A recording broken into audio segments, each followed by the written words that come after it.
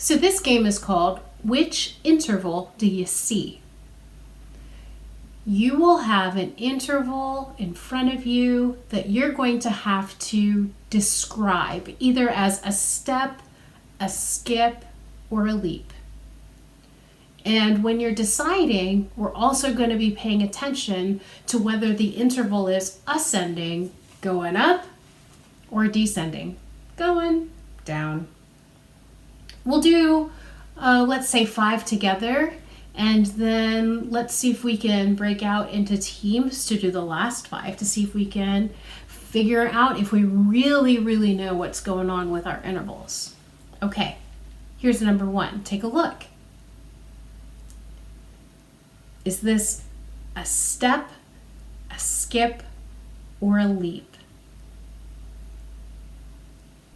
I think it's helpful to first determine if you are ascending or descending.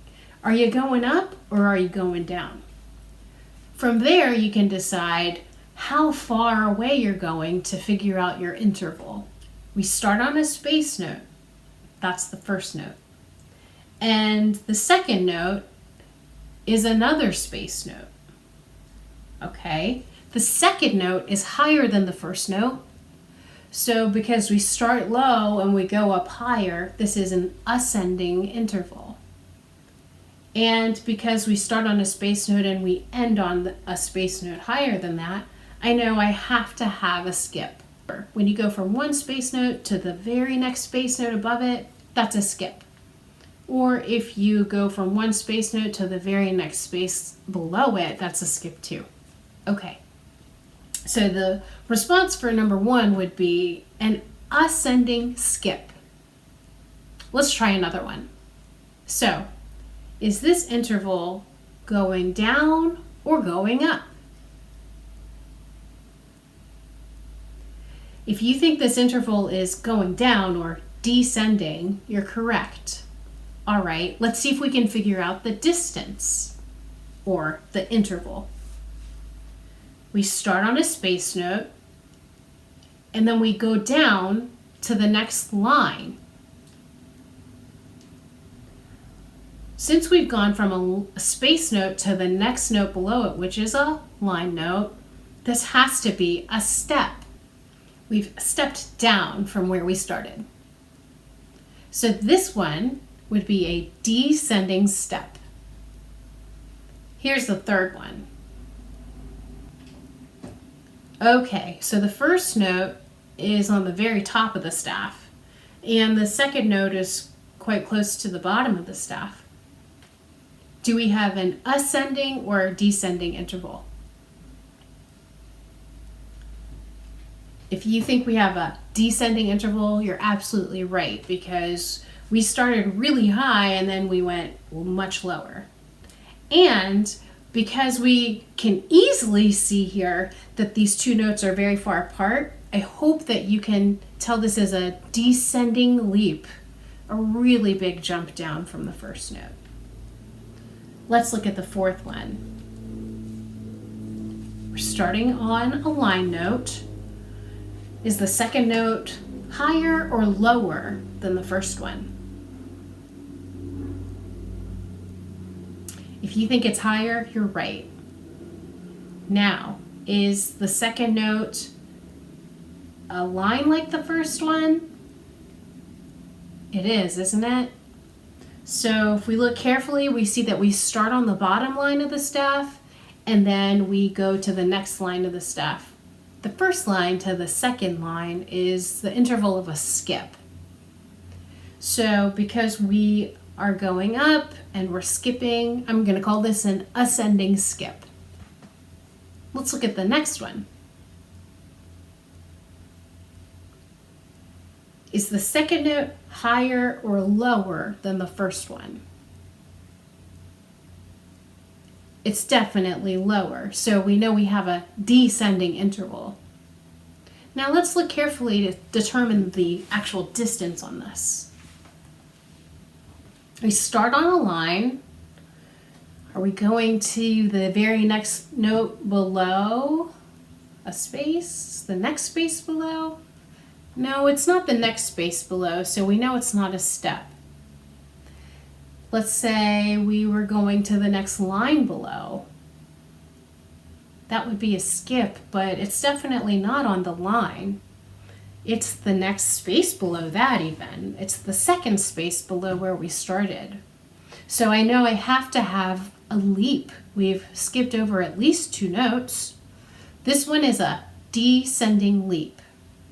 All right, for the remaining 5, I'm going to ask you to divide into 2 groups, but rather than answering individually, I want you to work all together on a team, okay? Because you're going to have to come up with 2 parts to your answer. So the first part, you're going to tell me if the interval is ascending or descending. Is it going higher or lower from where it started? And then you're going to tell me if it's a step, skip, or a leap, which means you will have to be able to count the intervals by going from lines to spaces on the staff. So I think many heads are better than one for this exercise.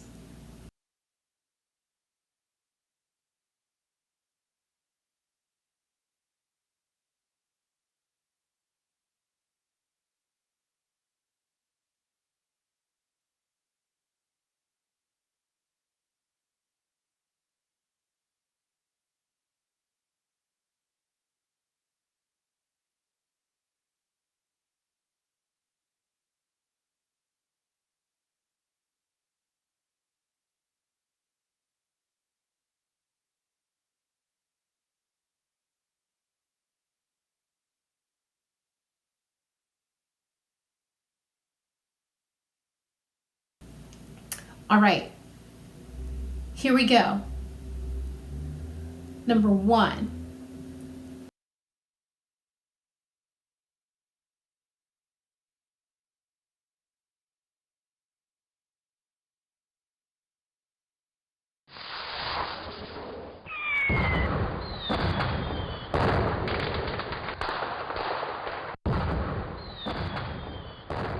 The answer to number 1 is ascending step. Hope you got it right. If not, let me see if I can explain why that's the answer. So we start on a line note, and the second note is higher than the first one. So because I know we started here and we went here, we're ascending or going up. And then because we started on a line and we went to the space just above it, it's got to be a step. Here's number 2.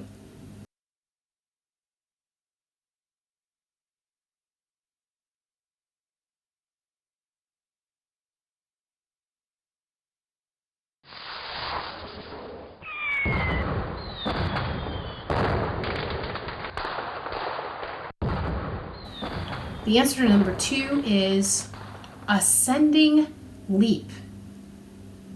We've started on a line note, we arrive on a line note, but with that second line note, are we at the closest place we can be on a line next to the first note?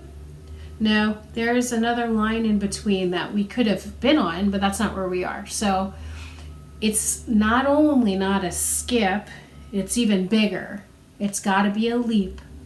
And I think with this one you can see we go from low to high quite easily, right? There's a big space there. So ascending leap. Here's number 3.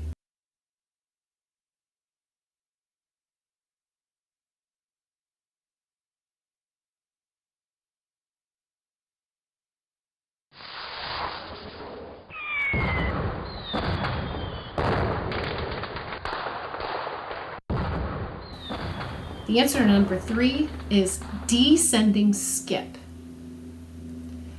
We've started on a note and the next note is lower than the first one, so we're descending. We've started on a line and we end on the next line down, so it has to be a skip. Here's the next one.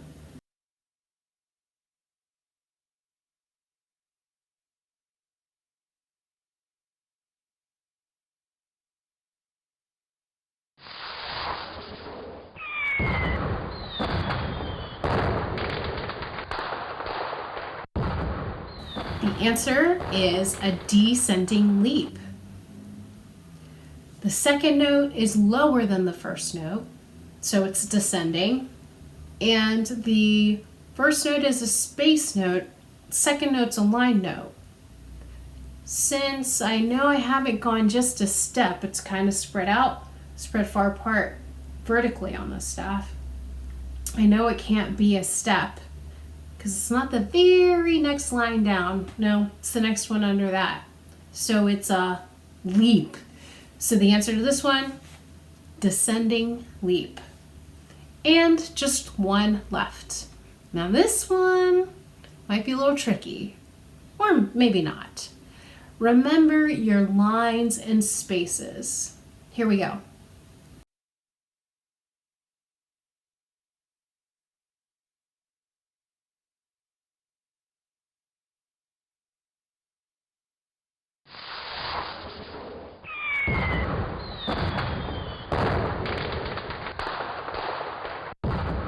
The answer to this one is descending step.